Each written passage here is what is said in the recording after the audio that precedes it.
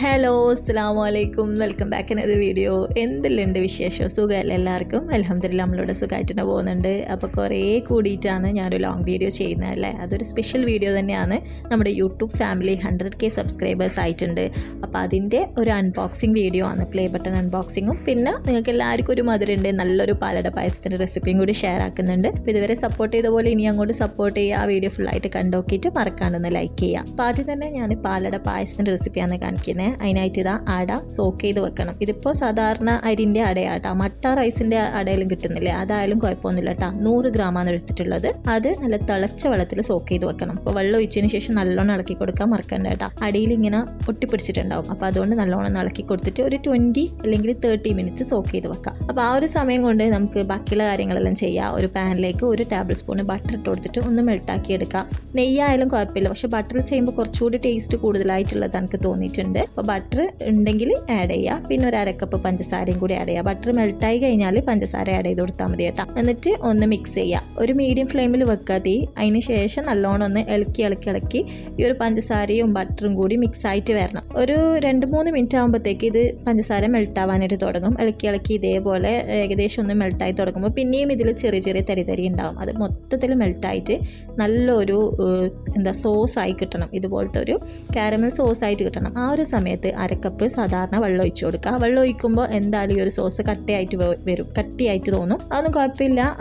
ചൂട് തട്ടിയിട്ട് അത് ഉരുകാനായിട്ട് തുടങ്ങും. എന്നിട്ട് മെൽട്ടായി ആ ഒരു വെള്ളത്തിൻ്റെ കൂടെ ലയിച്ചിട്ട് ഈ ഒരു കളറ് ആണ് നമുക്ക് കിട്ടുന്നത്. അതിന് വേണ്ടിയിട്ടാണ് പഞ്ചസാര ഉരുക്കിയിട്ട് ചെയ്യുന്നത്. അപ്പോൾ നമ്മൾ പാലട പായസത്തിന് നല്ലൊരു കളറായിരിക്കും. അപ്പോൾ അത് അവിടുന്ന് ആവുന്ന ടൈമിൽ നമ്മൾ അട ചെയ്താൽ നല്ലോണം കുതിർന്നിട്ടുണ്ട്. ഇനി അട ജസ്റ്റ് ഒന്ന് ഇളക്കി കൊടുത്തിട്ട് വേണം അരിപ്പയിലിട്ടിട്ട് ഊറ്റിയെടുക്കാൻ വേണ്ടിയിട്ട്. ഞാൻ നേരത്തെ പറഞ്ഞ പോലെ അവിടെ ഒട്ടിപ്പിടിച്ചിട്ടുണ്ടാവും. അതുകൊണ്ട് ആദ്യം ഒന്ന് ഇളക്കി കൊടുക്കുക. എന്നിട്ട് ഒരു അരിപ്പയിലേക്ക് ഇട്ടിട്ട് വെള്ളം ഒന്ന് ഊറ്റിയെടുക്കുക. ആ സമയത്ത് ഇതാ പഞ്ചസാര നല്ലോണം മെൽട്ടായിട്ട് നല്ലൊരു കളർ കിട്ടിയിട്ടുണ്ടാവും. അപ്പോൾ ഈ ഒരു വെള്ളത്തിലാണ് നമ്മൾ പാൽ ഒഴിച്ച് കൊടുക്കേണ്ടത്. അപ്പോഴാണ് നമ്മളെ പായസത്തിന് നല്ലൊരു കളർ കിട്ടുന്നത്. ഇനി ഇതിലേക്ക് 1 ലിറ്റർ പാൽ ഒഴിച്ച് കൊടുക്കുക. ഞാൻ എപ്പം പായസം ഉണ്ടാക്കുമ്പോൾ പ്രിഫർ ചെയ്യുന്നത് ലോങ് ലൈഫ് മിൽക്ക് ആട്ടോ. നല്ലൊരു ക്രീമി ആയിട്ടുള്ള ടെക്സ്ചർ ഉണ്ടാവും. നമ്മൾ പായസം ഉണ്ടാക്കി കഴിഞ്ഞാൽ നല്ല ടേസ്റ്റും ആയിരിക്കും. അപ്പോൾ ഈ ഒരു പാലെടുക്കുമ്പോൾ നല്ലതായിരിക്കും. അപ്പോൾ നിങ്ങൾക്ക് താല്പര്യം ഉണ്ടെങ്കിൽ അത് എടുക്കുക, ഇല്ലെങ്കിൽ ഫ്രഷ് മിൽക്ക് ആയാലും ആഡ് ചെയ്യുക കേട്ടോ. ഇതിലേക്ക് അരക്കപ്പ് കണ്ടൻസ്ഡ് മിൽക്കാണ് മധുരത്തിന് ആഡ് ചെയ്ത് കൊടുക്കുന്നത്. പഞ്ചസാര ആയാലും കുഴപ്പമില്ല. പിന്നെ ഞാൻ നേരത്തെ പാലിൻ്റെത് പറഞ്ഞ പോലെ ഈ ഒരു പായസത്തിന് മിൽക്ക് മെയ്ഡ് ആഡ് ചെയ്യുമ്പോൾ, ഈ കണ്ടൻസ് മിൽക്ക് ആഡ് ചെയ്യുമ്പോൾ ആണ് കുറച്ചുകൂടി ടേസ്റ്റി ആയിട്ട് ഉണ്ടാവാൻ. പിന്നെ കൈവിടാണ്ട് ഇളക്കി കൊടുത്തിട്ട് വേണം തിളപ്പിച്ചെടുക്കാൻ. പാലായാലും അട ഇട്ടതിന് ശേഷം പിന്നെ പായസമായാലും കൈവിടാണ്ട് ഇളക്കിയിട്ട് കുക്ക് ചെയ്തെടുക്കണം. ഈ ഒരു പായസത്തിൻ്റെ മെയിൻ പ്രശ്നം എന്താണെന്ന് വെച്ച് കഴിഞ്ഞാൽ, നമ്മൾ ഇതിവിടെ വെച്ചിട്ട് വേറെ എന്തെങ്കിലും പണിക്ക് പോയി കഴിഞ്ഞാൽ ഇളക്കി കൊടുക്കാണ്ട് കഴിഞ്ഞാൽ പാട കെട്ടാനായിട്ട് തുടങ്ങും. അടിയിൽ ഈ സൈഡെല്ലാം വടിച്ച് ഇതിലേക്ക് ആയി കൊടുത്തിട്ട് വേണം ഇത് നല്ലോണം അട കുക്ക് ചെയ്തെടുക്കാൻ വേണ്ടിയിട്ട്. അട ഏകദേശം ഒന്ന് കുക്കായി എന്ന് കണ്ടു കഴിഞ്ഞാൽ ഇതിലേക്ക് 1 ടീസ്പൂണ് ഏലക്കാപ്പൊടിയും പിന്നെ കുറച്ച് മധുരം ബാലൻസ് ചെയ്യാനുള്ള ഉപ്പും കൂടി ഇട്ട് കൊടുത്തിട്ട് ഇളക്കി ഈ ഒരു അട വീണ്ടും കുക്ക് ചെയ്തെടുക്കുക. നിങ്ങൾക്ക് ഇഷ്ടമുള്ളതിനനുസരിച്ചിട്ട് ഇത് കുറുക്കിയെടുക്കുക. നല്ല കട്ടിയിലെല്ലാം വേണമെന്നുണ്ടെങ്കിൽ നല്ലോണം കുറുക്കിയെടുക്കുക. പിന്നെ നമ്മളിങ്ങനെ കുടിക്കാനുള്ള ഒരു പാകത്തിന് മതി എന്നുണ്ടെങ്കിൽ ഇതേപോലെ ആക്കിയെടുക്കുക. ഇത് തണുക്കുന്ന സമയത്ത് കുറച്ചുകൂടി കട്ടിയാകാനായിട്ട് തുടങ്ങും. അങ്ങനെ നമ്മുടെ പാലട പായസം റെഡി ആയിട്ടുണ്ട്. അപ്പം ഈ ഒരു കൺസിസ്റ്റൻസിയിലാണ് ആക്കിയെടുത്തിട്ടുള്ളത്. ഇതുപോലെ ഇങ്ങനെ കുടിക്കാനുള്ള പാകത്തിന്. ഞാൻ നേരത്തെ പറഞ്ഞ പോലെ എനിക്ക് നല്ല കട്ടിയായിട്ട് വേണമെന്നുണ്ടെങ്കിൽ കുറച്ചുകൂടി കുറുക്കിയെടുത്താൽ മതി. ഇപ്പം ഇത്രയേ ഉള്ളൂ. നമ്മുടെ അടിപൊളി പാലട പായസം റെഡി ആയിട്ടുണ്ട്. നല്ല ടേസ്റ്റിയാണ് കഴിക്കാൻ. എല്ലാവർക്കും അറിയുണ്ടാവുമല്ലോ, അടിപൊളിയാണ്. പായസത്തിൽ തന്നെ ക്യാമെന്ന് പറയുന്ന ഒരു പായസമല്ലേ. അപ്പോൾ ഈ ഒരു സന്തോഷത്തിൽ ഞാൻ പായസമാണ് ഉണ്ടാക്കിയത്. കേക്കൊന്നും കട്ടിയാണെന്ന് നിന്നിട്ടില്ല. അപ്പോൾ എനിക്ക് ഇഷ്ടപ്പെട്ടെന്ന് വിചാരിക്കുന്നത് എന്തായാലും ഒന്ന് ട്രൈ ചെയ്ത് നോക്കാം. ട്രൈ ചെയ്തിട്ട് എന്തായാലും ഫീഡ്ബാക്കും കൂടി പറയാം കേട്ടോ. ഇനി നമ്മൾ പ്ലേ ബട്ടൺ നമുക്ക് അൺബോക്സ് ചെയ്താലോ. എല്ലാവർക്കും അറിയുണ്ടാവും 1 ലൈക്ക് സബ്സ്ക്രൈബേഴ്സ് ആയി കഴിഞ്ഞാൽ സിൽവർ പ്ലേ ബട്ടണാണ് കിട്ടാന്നുള്ളത്.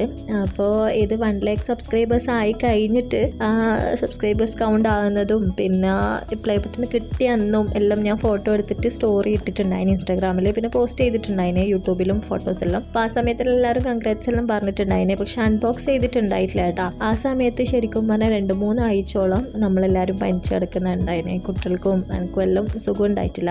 അപ്പം അതുകൊണ്ട് ഈ കൊറിയർകാരൻ വന്ന് ഇത് തരുന്ന സമയത്തായ പോലും കയ്യുന്നുണ്ടായിട്ടില്ല. നല്ല പനിയായിരുന്നു. തമ്മൂസിനെയാണ് അവർ കോൾ ചെയ്തിട്ടുണ്ടായത്. എന്നിട്ട് വിളിച്ചു പറഞ്ഞിട്ടാണ് ഞാൻ ഡോർ പോലും ഓപ്പൺ ചെയ്തിട്ടുണ്ടായത്. അത്രയും കയ്യുന്നുണ്ടായിട്ടില്ല. ഒന്നാമത് ഇവിടെ ക്ലൈമറ്റെല്ലാം ചേഞ്ച് ആയതുകൊണ്ട് കുട്ടിക്ക് നല്ല കോൾഡും കഫക്കെട്ടും അങ്ങനെയെല്ലാം ഉണ്ടായിട്ടുണ്ടായിരുന്നു. അങ്ങനെ ഇത് വന്നതിന് ശേഷം മസി ഓപ്പൺ ആക്കുക എന്ന് പറഞ്ഞിട്ടുണ്ടായിരുന്നു. പക്ഷെ എനിക്ക് എൻ്റെ മനസ്സ് അനുവദിച്ചിട്ടുണ്ടായിട്ടില്ല. കാരണം നിങ്ങളെ മുമ്പ് തന്നെ ഓപ്പൺ ആക്കാന്നില്ലേ. അപ്പോൾ ഇതാ ഞാൻ ഇത് അൺബോക്സ് ചെയ്തിട്ടുണ്ട്. അപ്പോൾ നമുക്ക് നോക്കാം അതിൻ്റെ ഉള്ളിൽ എന്തെല്ലാം ഉള്ളത് എന്നുള്ളത്. അപ്പോൾ ആദ്യം തന്നെ ഇതാ ഒരു സർട്ടിഫിക്കറ്റാണ് ഉള്ളത് യൂട്യൂബിൻ്റെ. അതിൻ്റെ മേലെ തന്നെ ഒരു ചെറിയൊരു കാർഡുണ്ട്, ജസ്റ്റ് അവർ കൺഗ്രാജുലേറ്റ് ചെയ്തിട്ടുള്ള ഒരു കാർഡാണ് ഇതിലുള്ളത്. പിന്നെ നമ്മൾ ഇതിനെന്തെങ്കിലും ഡാമേജ് സംഭവിച്ചിട്ടുണ്ടെങ്കിൽ ഇതിലൊരു മെയിൽ ID കൊടുത്തിട്ടുണ്ട്, അതായിട്ട് കോൺടാക്ട് ചെയ്യാൻ. അങ്ങനെ ഷിപ്പിങ്ങിലെല്ലാം എന്തെങ്കിലും ഡാമേജ് സംഭവിക്കുമല്ലോ പ്ലേ ബട്ടണിന്, അപ്പോൾ അങ്ങനെ എന്തെങ്കിലും ഉണ്ടെങ്കിൽ കോൺടാക്ട് ചെയ്യാമെന്ന് പറഞ്ഞിട്ടുള്ള ഒരു മെയിൽ ID കൂടി കൊടുത്തിട്ടുണ്ട്. പിന്നെ ഉള്ളതാണ് ഈ ഒരു എന്താ സർട്ടിഫിക്കറ്റ് യൂട്യൂബിൻ്റെ. ശരിക്കും പറഞ്ഞാൽ ഇത് കാണുമ്പോൾ ഭയങ്കര സന്തോഷമുണ്ട്. അപ്പോൾ അതിന് താങ്ക്സ് എല്ലാം ഞാൻ പറയുന്നുണ്ട്. അപ്പോൾ ഇതിലെന്താണെന്ന് ആദ്യം പറഞ്ഞുതരാം. ജസ്റ്റ് ഇവർ ആദ്യം ചോദിക്കുന്നത് do you remember your first subscriber എന്നാണ്. അപ്പോൾ ഫസ്റ്റ് നമ്മൾ ആ ഒരു വീഡിയോ ഇടുന്ന ഒരു സമയമെല്ലാം ഇത് വായിക്കുന്നവർ അതാ ഓർമ്മ വരുന്നത്. ഓരോരോ സബ്സ്ക്രൈബേഴ്സ് കൗണ്ട് കൂടുന്നേരം നമ്മളിങ്ങനെ ഓരോന്നിങ്ങനെ നോക്കി എപ്പോൾ എനിക്ക് യൂട്യൂബ് സ്റ്റുഡിയോയിൽ കയറിയിട്ട് സബ്സ്ക്രൈബേഴ്സ് കൂടിയോ വ്യൂസ് കൂടിയോ അതെല്ലാവർക്കും ഉണ്ടാവും, എല്ലാ കണ്ടന്റ് ക്രിയേറ്റേഴ്സിനും അങ്ങനെ തന്നെ ആയിരിക്കും. അപ്പോൾ ആ ഒരു ക്വസ്റ്റ്യൻ അല്ലേ. പിന്നെ 100th ഓർമ്മയുണ്ടോ, 1000 ആയത് ഓർമ്മയുണ്ടോ എന്നുള്ളതാണ് അവർ ചോദിക്കുന്നത്. പിന്നെ അവർ പറയുന്നത് ഒന്നും ഓർമ്മയില്ലെങ്കിലും നിങ്ങൾക്ക് എന്തായാലും 1 lakh സബ്സ്ക്രൈബേഴ്സ് ആയത് ഓർമ്മ ഉണ്ടാവും എന്നാണ് പറയുന്നത്. കാരണം ആ ഒരു ഓർമ്മ ഉണ്ടാവാൻ വേണ്ടിയിട്ടാണല്ലോ നമുക്ക് ഈ ഒരു സിൽവർ പ്ലേ ബട്ടൺ അയച്ചു തരുന്നത്. പിന്നെ അത് കഴിഞ്ഞിട്ട് നമ്മൾ ഇതുവരെ യൂട്യൂബിൽ നമ്മളെ യൂട്യൂബ് ചാനലിലേക്ക് ഫ്രണ്ട്സ് വന്നതും പിന്നെ റെക്കമെൻഡായിട്ട് ആൾക്കാർ വന്നതും അങ്ങനെയുള്ള കാര്യങ്ങളും പ്രൗഡ് ഫീൽ ചെയ്യുന്നുണ്ടെന്നുള്ള കാര്യങ്ങളും എല്ലാം പറയുന്നുണ്ട്. ഇനി നെക്സ്റ്റ് ഒരു ഇതുപോലത്തെ ഒരു സർട്ടിഫിക്കറ്റിൽ അവർക്ക് എഴുതാൻ പറ്റണം നിങ്ങളെ 1 lakh സബ്സ്ക്രൈബേഴ്സ് ഓർമ്മയുണ്ടോ എന്നുള്ളത്, നെക്സ്റ്റ് 1 million പെട്ടെന്നാവട്ടെ അങ്ങനെയെല്ലാം പറഞ്ഞിട്ടുള്ള ഒരു സർട്ടിഫിക്കറ്റ് ആണ് ഇത്. അപ്പോൾ ഇതാണ് നമ്മൾ സിൽവർ പ്ലേ ബട്ടൺ ഒരു കവറിലെല്ലാം ആക്കിയിട്ടുള്ളത് കേട്ടോ. ശരിക്കും ഇത് കയ്യിലിങ്ങനെ പിടിക്കുമ്പോൾ ഭയങ്കര ഒരു പ്രൗഡ് ഫീൽ ചെയ്യുന്നുണ്ട് കേട്ടോ. ഇതിലിങ്ങനെ Jaseema Thameem taste of my hands for passing 100K subscribers എന്ന് പറഞ്ഞിട്ട് നമ്മളെ പേരിൽ ഒരു പ്ലേ ബട്ടൺ ഒരിക്കലും ഒരു ചാനൽ സ്റ്റാർട്ട് ചെയ്യുമ്പോൾ എക്സ്പെക്ട് ചെയ്യുന്നേ ഇല്ല.